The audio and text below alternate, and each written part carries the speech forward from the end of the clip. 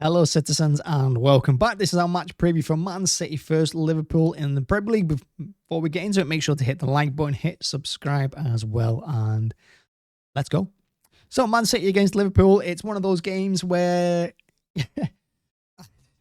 we're going to get beat.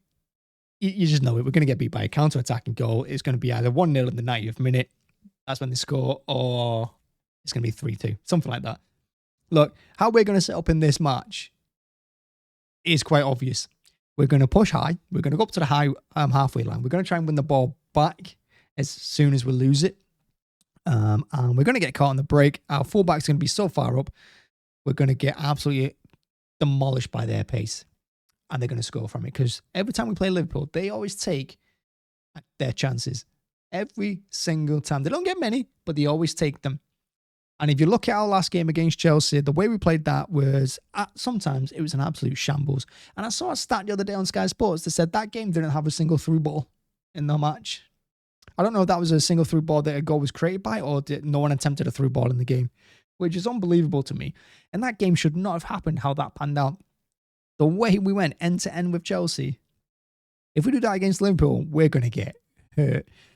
And we've seen it against them numerous times. That being said, do we know any other way to play? Not really. And if you look at this game in general, where is it going to be lost? This is one of those weird games for us that it's not really going to be lost in midfield, because I think a lot of the game's going to bypass the midfield because it's going to go out wide. This game gets played out wide. It's going to be done on the wingers. So you look at Salah, you look at Diaz, you look at Gakpo, whoever they play out wide, and you look at who we play. Well, if I'm Pep, I'm going to play probably Foden, and I'm going to play Gakpo. Play Foden on the right and play Doku on the left. The reason I want to play them two is because I think with their ability to cut inside as often as they do, the ability they've got to go on the wings as well, out wide, I think they offer a little bit more in this game than Grealish does. Grealish is great when you want to hold on to the ball. Grealish is good when you want to win set pieces. And Grealish is good for getting you further up the pitch gradually. But we want to get up the pitch as quickly as possible. And Doku and Foden are the most direct wide plays that we've got. And I think they could do a job for us against Liverpool on this one. In defence, you have to play Walker on the right, and on the left-hand side, we're going to have to play... Do you know, I'm going to say Ake on the left-hand side. And the reason I'm going to go Ake is because defensively, I think he's got a little bit more about him. On the ball, he's not as good as Guardiola. Getting forward, he's not as good. But defensively, I think he offers a little bit more aerially. And I think he offers a little bit more in strength. And I just think he's got that mindset. He's got a little bit more of a mindset of a centre-back than Guardiola does when he plays for us. So I'd go him, because Liverpool are going to look at getting players out wide. They are going to look on getting balls into the box. And I think Ake and Walker, with their... Well, Walker's pace is going to be massive to us. I think they're going to do the job for us at full-back. In defence, you have to go Diaz, because we're not the same team without him. I would put Stones there as well, but it's going to be a Kanji. Ederson at the back as well. Now, Ederson's crucial in this game as well, because we've seen numerous times over Liverpool as well. The way they press, the way we press. The keepers are massively important. And when we've had success over Liverpool in recent years, it's because Alisson's had a poor game in general. His poor kicking game. So the kicking game in this one is absolutely imperative, because when they press, which is what they're going to do, Ederson's ability to get the ball out under his feet quickly and calmly and get it out to a wide player like Doku, like Foden, is going to get us up the pitch and it's going to get us on the attack.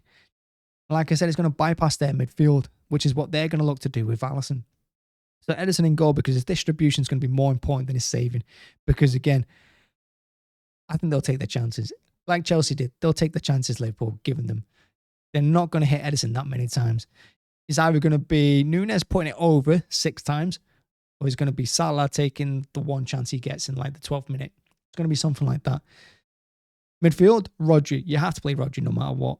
And like I said, even though I think the game's going to bypass a lot of the midfield, the way Rodri comes back helps out the defence, and the way he can hold on to the ball under a press, because he is good when he's under pressure from 2 or 3 players. He's a lot better than Phillips. It has to be Rodri. Ahead of him, Bernardo Silva, because he can play anywhere across the top 5. He can even play back defensive if he wants. We've seen him at left back, right midfield, left midfield, centre mid, up front. We've seen him everywhere. He's going to be crucial as well because I don't think he's going to be doing too much work in the middle. I think a lot of his work is going to be out left-hand side or out right-hand side, helping out Foden and Doku. That's if they're the ones to play, of course. Alongside him, it's going to be Alvarez, of course. Alvarez is our most creative player, oddly. You're looking at that position, and I've said it again so many times that I would have put Foden in the middle all this time. But Alvarez gets put in there instead of De Bruyne. And of course, Alvarez hasn't got De Bruyne's strength. He hasn't got his passing. But he's lethal on set pieces because I think his delivery is amazing. From a corner and from a cross, he's pretty good, Alvarez. I'll give him that. And left foot, right foot, he's pretty decent with both. And the thing about Alvarez is that he's willing to shoot a lot more. He'll just take the ball, look up and hit it. It doesn't matter whether he's on the right, left, centre of the box. He just hits it. He always goes for that left-hand corner as well when he shoots. And I kind of like that about Alvarez. He's a shoot-on-sight kind of guy. And I think against teams like Liverpool where, you do kind of have to create something yourself, I think he's a good one to have in that middle, this one. So for the first time ever, I'm going to say I'd rather play him in the middle than Foden. Because Foden's going to be massively important to us on the right, getting up and down the pitch. Because Alvarez ain't going to do that. And I think that's mainly why Pep doesn't play him on the wing as well and why he doesn't put Foden in the middle, because Alvarez will not go box to box like Foden will. And up front of Haaland. Is Haaland going to be crucial in this game? Yeah, Haaland's always crucial. Because since we've got Haaland, we've stopped this like kind of tiki-taka football, trying to pass it into the net. I mean, we still do it on occasions, but mostly just whip the ball in, try and get it to Haaland, because he'll win his header. And I think he'll cause Van Dijk a few problems, and whoever they're playing, is it Gomez or whoever plays there as well with them, I think he'll cause them issues, and he'll keep them busy as well, which lets the wide players do their thing on the outside, because Trent can't defend, and if Doku runs at him, I fancy Doku every time, and I don't think Robinson's having a great season on the left-hand side either, and if Foden gets at him, I think he'll have success too. So you look at that lineup, I think we've got a great chance. That being said, I bring it back to the beginning of the video. It's now going to be 3-2, or it's going to be 1-0. They're the only score lines that this game could be. And it's like I said, it's going to be won on the counter attack. And if you look at our last few games against them as well, barring the one at the Etihad last season where we battered them, and we beat them in the cup as well, didn't we? But you look at the one at the Anfield. Well, every game at Anfield seems to go that way. They take their chance, and it all comes down to the fact that we outplayed them last season at Anfield. And that one slip by Cancelo, it hurt the soul. And as soon as it happened, I knew they were going to score from it as soon as it happened. And that's what you're up against. You're up against a team that's waiting for that one mistake, because we push so high up, that one defender that's going to poor pass, poor header, and they're going to snatch onto it. And we just got to prevent that from happening. So it's all about cool heads this game. That's why Ederson's massively important. It's why Diaz is massively important.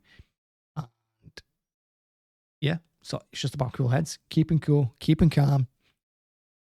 Happy to accept the pressure, but get that ball on the pitch as quickly as possible when we can. And use what pace we've got. I know we've not got as much as them, but use it. And that's it, really. That's the match preview. It's a big game. I would have liked to have gone into this game 4 points clear at the top of the table. If Diaz hadn't given away that penalty against Chelsea, of course, we would have gone 4 points clear at the top of the table, and it wouldn't really matter too much if we lost this game. That being said, huge game, and it comes at a crucial part of the season as well, because this is the part of the season where we're supposed to kick it up a notch. This is the part of the season where we're supposed to go through our levels, our gears, and start playing our best. Because once all the international breaks are over at this time of year, usually that's when we go on these mad runs. When Pep gets them ticking, when he's got them every single game, when he's got them 3 games a week, this is when we go into overdrive. This is when we start playing our football. This is when we start doing well. So maybe not this game, but over the next couple of weeks, I'd expect us to pick it up now and start really mounting a proper title challenge. Or trying to get out of sight of others before the Club World Cup. That's what I expect to happen. And yeah, it's a crucial part of the season, because we've got Liverpool, we've got Tottenham, we've got Villa. We've got massive games coming up. So yeah, let's go. Massive fun game. Win this. Superb. Lose it. It's not the end of the world. But would be a bit of a bummer. But yeah, that's it. That's the match review. Make sure to hit the like button, hit subscribe as well. A little bit of ranting. Quite nice. And yeah, thank you very much for watching as always. Keep an eye out as well, because tomorrow I'm thinking of doing another kind of video, one I've never done before. And it's going to upset so many people. So many. But hey, should be fun. Looking forward to it. Yeah, keep an eye out for that.